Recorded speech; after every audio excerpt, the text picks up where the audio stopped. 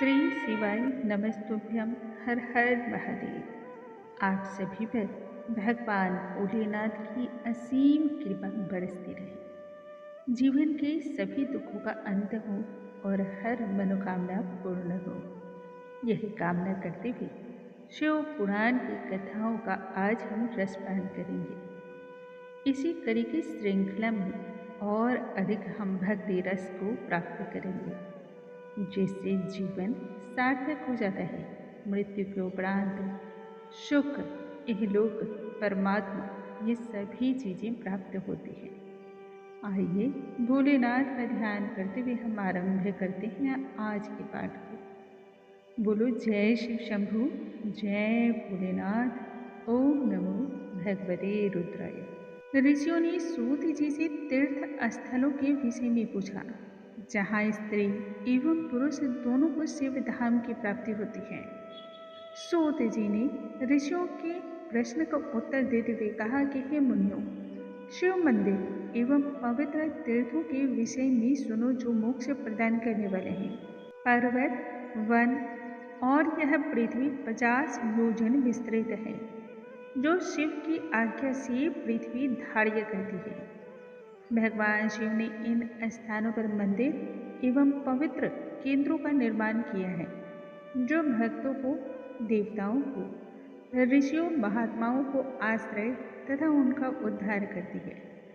इन स्थलों पर स्नान, दान, जप, तप से विघ्न, रोग, दोष एवं पीड़ा समाप्त होती है। पवित्र स्थलों पर जप, तप, दान, पुण्य तथा अन्य धार्मिक कर्म करने से पुनः जन्म मनुष्य रूप में ही होता है।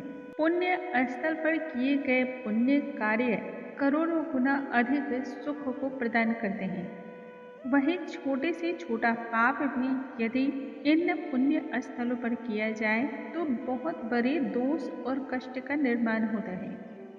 सिंधु सतलज के पुण्य क्षेत्र से अलंकृत हैं। सरस्वती नदी की 60 धाराएं हैं, जहाँ भक्ति यदि निवास करते हैं तो ब्रह्म पद की प्राप्ति होती है। गोदावरी नदी की 21 धाराएं, हिमालय की गोद से निकली गंगा के 100 मुख, सोनभद्रा की 10 धाराएं, महानदी नर्मदा के 24, तमसा के 12, रेवा की 10 मुख्य धाराएं हैं।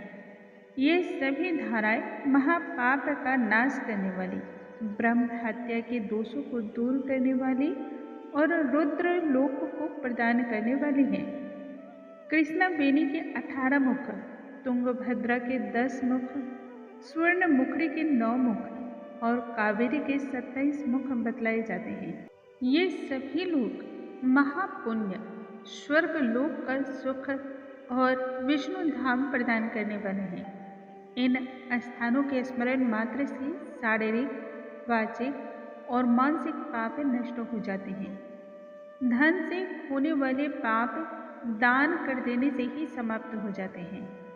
नैमिषारण्य तथा बद्रिकाश्रम में सूर्य और बृहस्पति मेष राशि में स्थित होने पर पुण्य क्षेत्र में स्नान और जप, दान इत्यादि करने से ब्रह्मलोक प्राप्त होता है। सिंह एवं कर्क राशि में सूर्य की संक्रांति होने पर सिंधु नदी में स्नान तथा केदार तीर्थ के जल का पान करना बहुत पुण्यदायी और शिव धाम की प्राप्ति देने वाला है, ऐसा स्वयं शिव ने कहा है। सूर्य और बृहस्पति कन्या राशि में स्थित होने पर सोनभद्र में स्नान करने से धर्मराज तथा गणेश के लोक में स्थान मिलता है। सूर्य और बृहस्पति के तुला राशि में स्थित होने पर कावेरी नदी में स्नान करने से श्री हरि की कृपा से अभीष्ट फल प्राप्त होते हैं।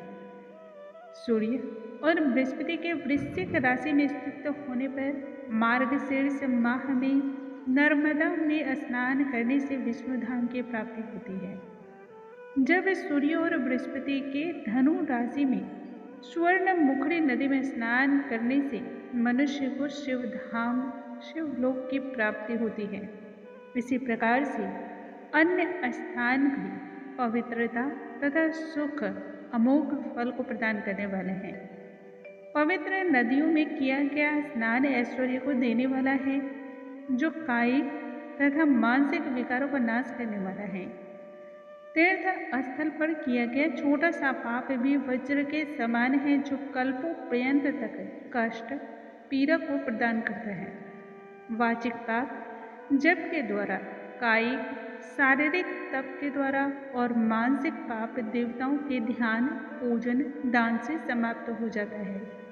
ऋषियों ने तीर्थ स्थल की महिमा सुनने के पश्चात सूत जी से सदाचार के उन नियमों के विषय में पूछा जिससे अधर्मों का नाश है, धर्मों पर विजय तथा जप दान की विधि को करने का विधान जानना चाहा। सूत जी उत्तर देते हुए कहते हैं, सच्चा ब्राह्मण वही है जो सदाचार का पालन करता है। वेद विद्याओं का अभ्यासी ही विप्र कहलाता है। यदि इन दोनों में से कोई एक गुण ही ब्राह्मण में विद्यमान हो तब वह द्विज कहलाता है। राजा का सेवक एवं वेदों के ज्ञाता ब्राह्मण को क्षत्रिय ब्राह्मण कहा जाता है। जो ब्राह्मण कृषि और व्यापार कर्म करने वाला हो वह वैश्य ब्राह्मण कहलाता है। स्वयं हल चलाने वाले को शूद्र ब्राह्मण और दूसरों में पाप दोषों को देखने वाले को चांडाल ब्राह्मण या फिर चांडाल द्विज के नाम से जाना गया। ठीक इसी तरह पृथ्वी पर शासन करने वाले को क्षत्रिय राजा कहा गया और दूसरे अन्य केवल क्षत्रिय कहे गए हैं। क्रय विक्रय करने वाले को वैश्य तथा अन्य लोग वाणिक कहे गए हैं। ब्राह्मण, क्षत्रिय, वैश्य की सेवा करने वाला शूद्र कहा गया है। इन चारों वर्णों का कर्तव्य है कि प्रातः उठते ही पूर्वामुख होकर देवता का ध्यान करने के पश्चात ही अन्य कार्यों में लीन हो। प्रातः उठते ही मनुष्य जिस दिशा की ओर दृष्टि डालता है वही उस दिन के शुभ अशुभ परिणाम को इंगित करते हैं। रात्रि का अंतिम पहर उषा काल, मध्य काल को संधि कहा गया है। संधि काल में घर से दूर उत्तराभिमुख शरीर को ढक करके मल मूत्र का विसर्जन करना चाहिए। मल त्याग के पश्चात बिना देखे ही जल के द्वारा मल द्वार की शुद्धि करनी चाहिए। इसके लिए किसी भी जलाशय या जल स्रोत को दूषित नहीं करना चाहिए। हाथ पैर धोकर और 8 बार कुल्ला करके दंत शुद्धि करनी चाहिए या फिर वृक्ष के पत्ते या काष्ठ के द्वारा दंत की शुद्धि करें। जल के देवताओं को नमन करते हुए मंत्र पाठ के द्वारा स्नान को पूर्ण करना चाहिए। दुर्बल को और कमजोर प्राणी को गर्दन और कूल्हों तक स्नान क्रिया करनी चाहिए। स्नान के उतरे हुए वस्त्र जलाशय में न धो करके कुएं, बावड़ी या घर में धुलना। स्वच्छ वस्त्र एवं उपवस्त्र को धारण करें। वस्त्र धोकर निचोड़ने से जो जल पृथ्वी पर गिरता है उससे पीतर तृप्त होते हैं। माथे पर विद्वानों को भस्म से त्रिपुंड लगाना चाहिए एवं पापों की शांति के लिए आपो ही इष्ठा बोलते हुए सिर पर जल का छिड़काव करें और फिर यश अक्षाई बोलते हुए पैरों पर जल का छिड़काव करें। ठीक इसी प्रकार गायत्री छंद के प्रथम ऋचा चरण द्वारा पैर, मस्तक, हृदय, दूसरे ऋचा चरण के द्वारा मस्तक, हृदय, पैर और तीसरे ऋचा चरण के द्वारा हृदय, पैर और मस्तक पर जल का छिड़काव करें।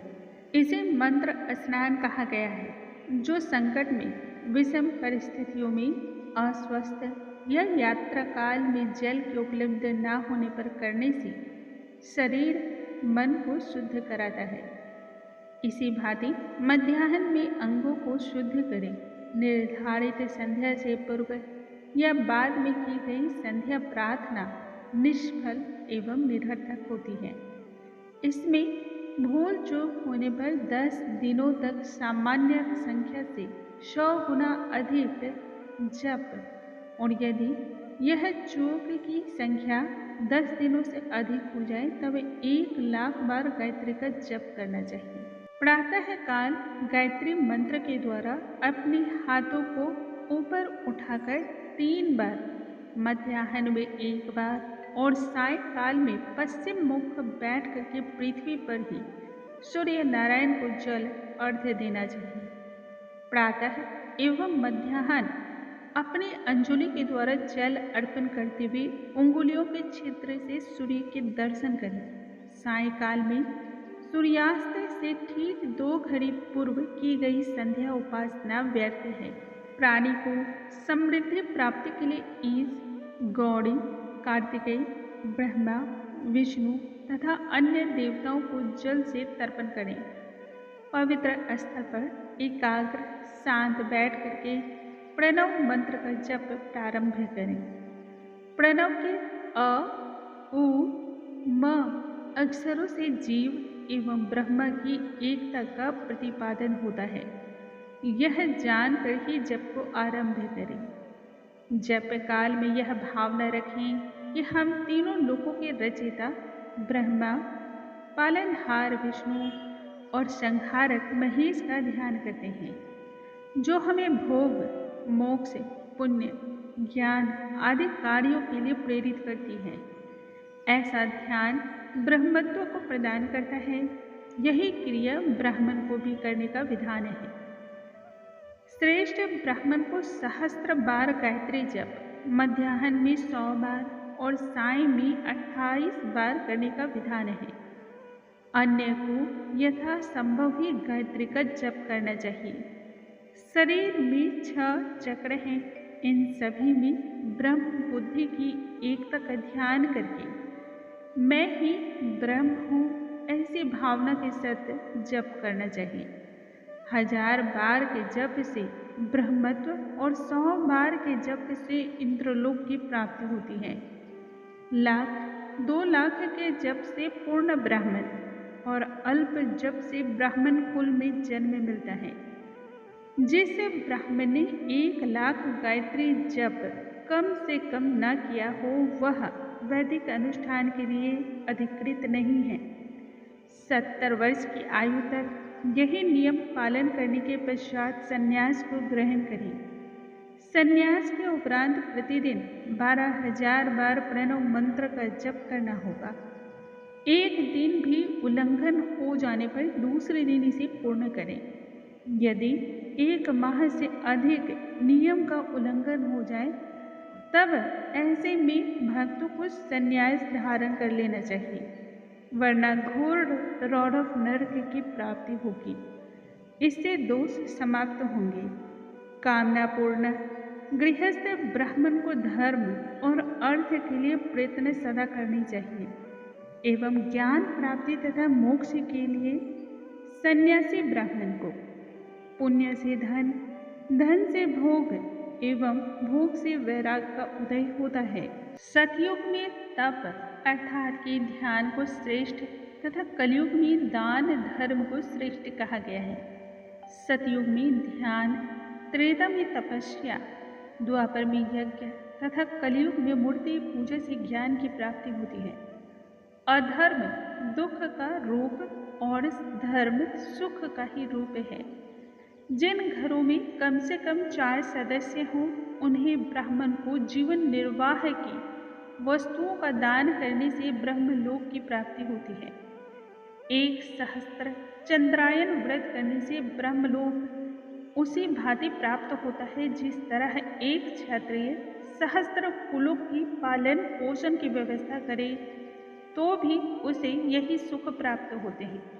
देवताओं का ध्यान करके दान देने से देवलोक की प्राप्ति होती है। जो स्वामी इन सभी में असमर्थ हो उन्हें सेवा भाव तीर्थ यात्रा के द्वारा शाश्वत सुख की प्राप्ति करनी चाहिए। ब्राह्मण दान तथा धर्म के यज्ञ के द्वारा ही धन को अर्जित करें। क्षत्रिय वेद के द्वारा और वैश्य कृषि के द्वारा धन अर्जित करें। गृहस्थ को धन आदि जीविकोपार्जन की सभी वस्तुओं का दान ब्राह्मण को करना चाहिए। प्यासे को पानी, भूखे को अनाज, भोजन, स्व कल्याण के लिए तथा स्थायी कल्याण के लिए ब्राह्मण को ये सभी चीजें यथाशक्ति दान दें। भोजन देने वाला व्यक्ति लेने वाले व्यक्ति के आधे पुण्य का अधिकारी होता है और यह तब तक रहता है जब तक उसके द्वारा पोषक से अर्जित रक्त शरीर में विद्यमान होते हैं। दान में ली गई वस्तु का प्रायश्चित साधक को दान और धर्म के द्वारा ही करनी चाहिए। अपने धन के भाग में पहला भाग धर्म का, दूसरा वृद्धि का तथा तीसरा उपभोग के लिए करना चाहिए। न्याय संगत धर्म पूर्वक उपार्जित धन के 3 भागों में उपयोग करने से कल्याण और हित की प्राप्ति होती है। कृषि कार्य के द्वारा अर्जित धन का 10वां भाग दान में नहीं देने से नरक की योनि में मनुष्य पीड़ाओं को भोगता है। ऐसा नहीं करने से दुष्ट बुद्धि और विनाश का मार्ग खुलता है। विद्वानों को सदा ही दूसरे के गुण दोषों का बखान और अपमानजनक वचन का पालन न करने को कहा गया है। धन समृद्धि के लिए प्रातः और साय यज्ञ तथा पवित्र कार्य को करना श्रेष्ठकर है। जो दोनों संध्या में पूजन करने में असमर्थ हो उन्हें चावल, धान्य, घी, फल, कंद इत्यादि के द्वारा एक समय सूर्य तथा अग्नि को आहुति प्रदान करनी चाहिए। आत्म कल्याण की कामना और स्वर्ग प्राप्त करने की लालसा वाले व्यक्ति को ब्रह्म यज्ञ, देव पूजा, अग्नि पूजा, गुरुजनों की पूजा तथा ब्राह्मणों की तृप्ति योग्य कार्य में तत्पर रहना चाहिए। हर हर महादेव। आज की इस पुराण को हम यहीं पर समाप्त करते हैं। कल आगे की कथाओं के साथ हम पुनः मिलेंगे। भगवान भोलेनाथ की आप पर सदा कृपा बरसती रहे। नमस्कार दोस्तों। नमः शिवाय।